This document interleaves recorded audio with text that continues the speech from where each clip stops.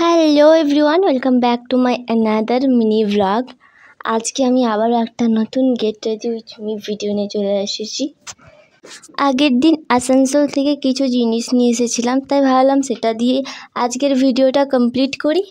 এই ওভার সাইজের শর্ট কুর্তিটা নিয়েছিলাম, যেটা অবশ্য আমি ফিটিং করিয়ে দেবো। আর এই ট্রাউজারটা নিয়েছিলাম, এর সাথে নিয়েছিলাম যে আমি যখন মোটা হব তখন এটা পরবো। আর আজকের এই ভিডিওটার নাম আমি দিয়েছি আসানসোল আউটফিট, বিকজ আজকে আমি যা যা পরবো সবই প্রায় আসানসোল থেকে নেওয়া হয়েছে, তাই ভাবলাম চলো এটা একটা নতুন নাম দেওয়া যাক। ড্রেসটা মোটামুটি কমপ্লিট, এবার আমি করব মেকআপ। দেখো, আমার ফেসে কিছুদিন আগে একটু ইনফেকশন হয়েছিল বলে আমি সেরকমভাবে কিন্তু এখন আর মেকআপ করি না, তাই একটু অ্যালোভেরা জেল লাগিয়ে নেব আর পাউডার। অ্যালোভেরা জেলটা মুখে অ্যাপ্লাই করে নেওয়ার পর আমি একটু লিপস্টিক পরে নেবো এবং সেই সেম লিপস্টিক দিয়ে আমি একটু ব্লাশ মানে গালটা লাল লাল করে দেবো। যেহেতু আমি লজ্জায় তো আর লাল হতে পারবো না, তাই ভাবলাম চলো লিপস্টিক দিয়ে একটু লাল লাল করে নিই গালগুলো। আর তারপর পাউডার দিয়ে পুরো ফেসটাকে আমি সেট করে নেবো, ফেসটাকে না, মেকআপটাকে আমি সেট করে নেব। আর বাঙালি মেয়েদের তো কালো টিপ ছাড়া ভালোই লাগে না, তাই আমিও এখানে একটা সুন্দর কালো টিপ পরে নিলাম।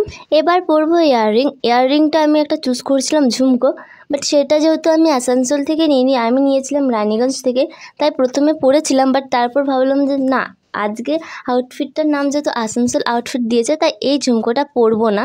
আমি আসানসোল থেকে দুটো ইয়াররিংস নিয়ে এসেছি, ওটাই পরবো। তো ওটা পরতে যেয়ে এক কাণ্ড হয়ে যায়, কারণ আমি যখনই পরতে যাই তখনই ইয়াররিংটা যায় ভেঙে।